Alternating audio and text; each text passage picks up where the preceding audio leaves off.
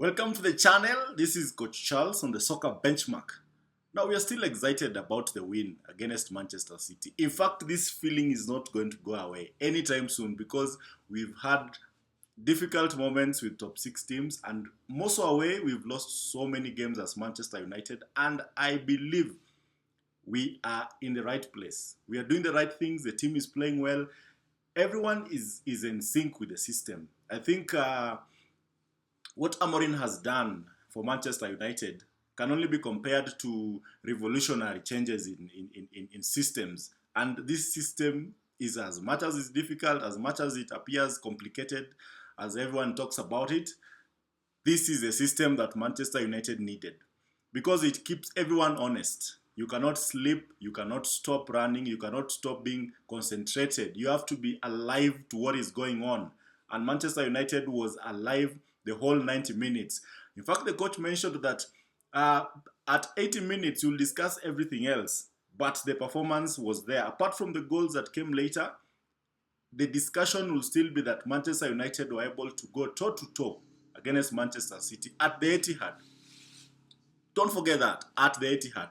And this is because the team has been drilled to be able to perform. And we saw a number of things in this game that I would like to talk about briefly.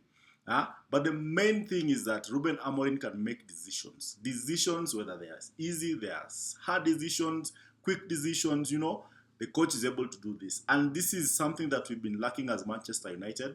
And he's able to communicate all these things clearly. You will see his press conferences that when discussing issues around the players that were missing. He was very clear, he was very categorical, and he put to bed everything. During Ten Hag's time, a lot of things just hung in the air. The media were able to eat onto this. They were able to create stories, they were able to create diversions. Every other story had a mini story, a baby story, an uncle story, grandpa story, one single story, 10 versions of it. And this is, I think, what Ruben Amorim is trying to avoid by making everything clear. That whatever decisions he made around Garnacho and Rashford, those decisions were meant for that moment.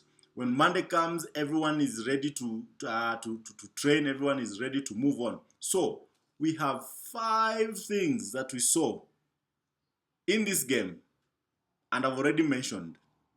The first one, Amorim is not afraid to make difficult decisions. The coach is very, very flexible. I think he's very clear in his mind in what he wants in his player.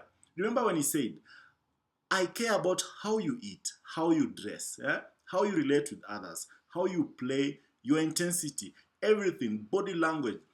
They all count in what Amorim wants in his players. And that is exactly what Rashford and Garnacho got for not being in sync with what Amorim desires. Because if a player is not interested, seriously, I remember last season when, and at the beginning of this season when Rashford was pathetic, yet AMAD will still be on the bench. Garnacho will play shit, yet AMAD will still be on the bench. In fact, these two are given so much leeway to the point that they even decided how to play, when to play. Do they feel like playing? Do they want to play? Do they want to put in some runs, some sprints, some track back? It was their decision. But the coach has really made this very clear. If you're not playing for Manchester United the right way, the Amorim way, then stay at home, watch TV. That is also okay. Tom and Jerry will be more entertaining to you than being in the pitch where you are not able to perform. And the players who have been given chance are able to do that. So it is up to Rashford and Garnacho to make this decision. Do they want to play for this coach or they don't? Because this coach will bench them to kingdom come. Number 2, defensive solidity. Manchester United was very solid in defense. In fact, I have never been so comfortable with the Manchester United defense than I was with this. There are no moments when there were through balls. There were no moments where the balls went on top and Haaland had a clear field in front of him. Foden could not find space. Doku was marshaled by Mazuri to the point that he didn't even know what to do. I did not see De Bruyne's effect in that game. I did not see Silva's influence in that game. In fact, Manchester United ensured that the front line of City do not do anything. Apart from that corner, which I feel AMAD could have done more by blocking the cross from De Bruyne, There was nothing that City really did. Nothing. Even the statistics speak of that. And I don't want to go into the statistics because it's going to be a long, long story. However, the defensive solidity that we saw was perfect. Even when Delete was substituted and Manzuri left, we brought in Anthony and Yoro. The team still was solid. The passes were happening. We were running. We were tracking. We were defending. We were heading. Maguire was solid. In fact, I think Maguire thrives in this three at the back system. He really, really did well. I think the coach should be able to now solidify the Maguire position. Give him that role. Let him play there because I feel he's suited for this kind of system. Number 3, AMAD-Zing, Amad.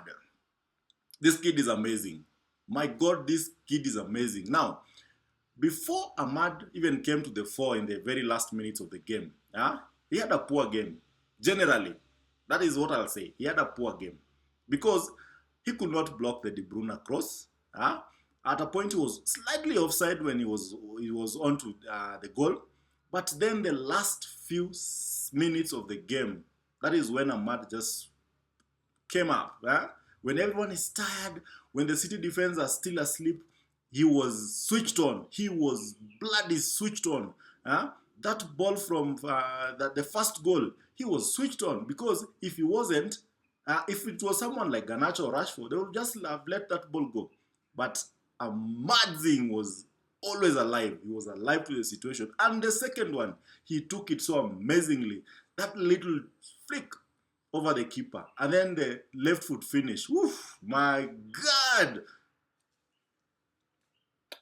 United is red. Manchester is red. And because of Diallo. And I wish Ten Hag used this kid more. I wished he was never treated the way he was treated. Because this boy has done so well in the past few days. Since Amorim came to Manchester United. Number 4. Ugarte masterclass. I know he went under the radar. Nobody really saw Ugarte in the game, but Ugarte was there.